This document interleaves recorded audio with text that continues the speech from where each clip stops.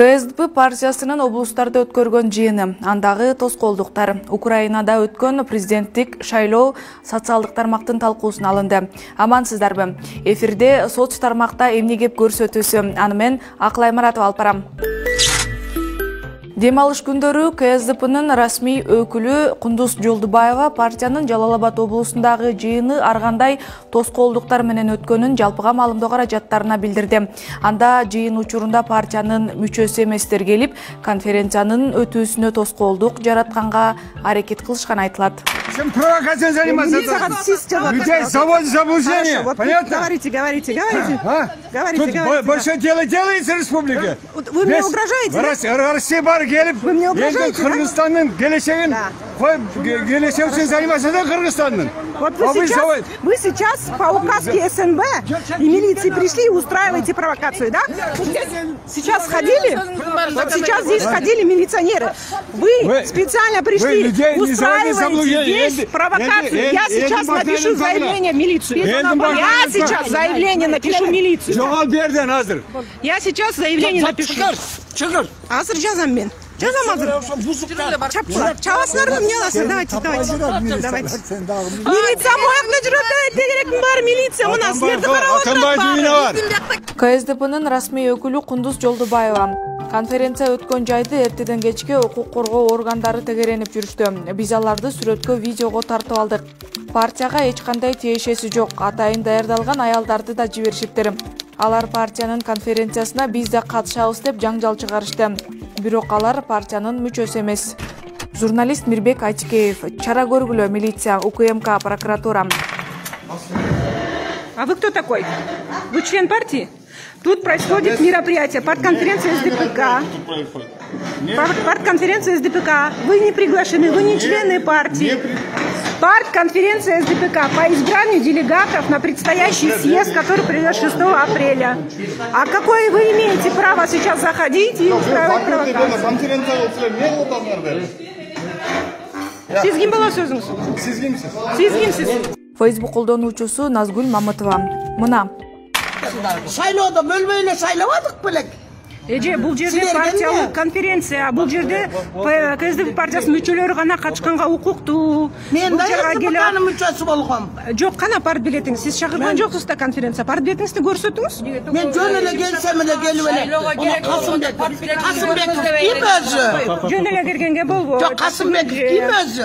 Сен депутат болуп элге эмне кылдың? Өзүң байыдың, жерлердин баарын коррупцияны бүт Касымбеков сен кылдың. Соңку күндөрү социалдык тармактарда мурдагы президент Курманбек Бакиевдин уулу Максим Бакиев Лондондо өткөн jiu-jitsu боюнча мелдештин жеңүүчүсү болгонун талкууга алышууда.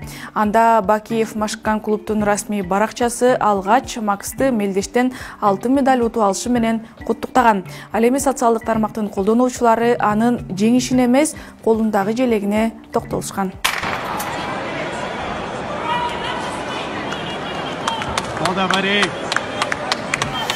Журналист Эрлан Бекчуру уулу каяктын желеги менен чыгып атат. Facebook колдонуучусу Дункан Маклауд. Ошол эле учурда Максим Бакиев спорт менен машыккан. Журналист Токтосун Шамбетов, Макстын ийгилиги. Дем алыш күндөрү Түркиянын 81 облусунун жергиликтүү бийликтерин жана мэрлерин шайлоо өттү. Анда президент Режеп Тайып Эрдогандын Ак партиясы утту. Бул тууралуу Эрдоган өзү добуш берүүнүн баштапкы жыйынтыгы мамлекеттик маалымат каражаттары аркылуу жарыялангандан кийин билдирген. Ал эми ушул эле күндөрү Украинада президенттик шайлоо өтүп, анда ат салышкандардан куудул Владимир Зеленский 30,4%, ал эми учурдагы президент Петро Порошенко 17,8% менен алдыга чыкты. Активист Эдил Байсалов 30,4%, журналист Бакыт Асанов бул мамлекет тууралуу ар кандай кептер айтылганы менен башка Украина болуп өзгөрүп баратат. Журналист Токтосун Шамбетов Зеленскийди биздин президенттикке талапкер болгон куудулдар менен салыштыруу болбойт. Зеленский дайыма интеллектуалдык бийик юмору менен белгилүү болгон. Активист Ренат Самудинов Украинаны жамандагандар украиндердей шайлоо өткөрүп алгылачы. Украинада өткөн шайлоонун расмий жыйынтыгы 10 апрелге чейин жарыяланышы керек. Топтогон добуштары боюнча 1 жана 2 орунду алган талапкерлер 21 апрелде 2 турга катышат. Андагы шайлоонун жыйынтыгы 1 майга чейин белгилүү болот.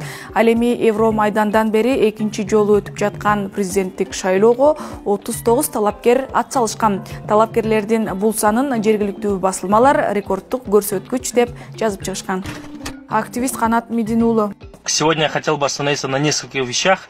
Первое – это выборы на Украине. Я думаю, это ошеломляющий успех Зеленского. Это очень крутой вообще процесс, который происходит на Украине.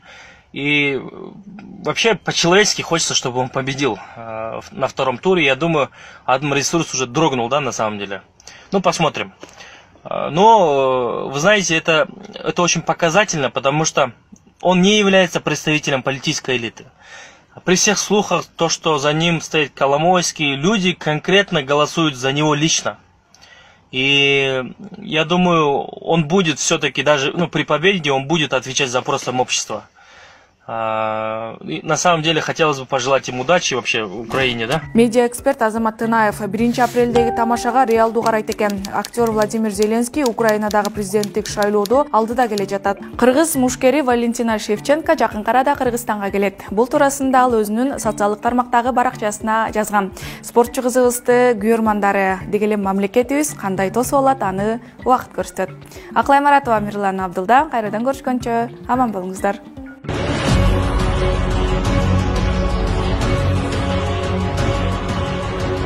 The new flyweight champion of the world, ladies and gentlemen, Valentina Shevchenko! Привет, дорогие друзья! Я хочу поделиться с вами очень радостной для меня новостью. Я приезжаю в Бишкек. Увидимся скоро.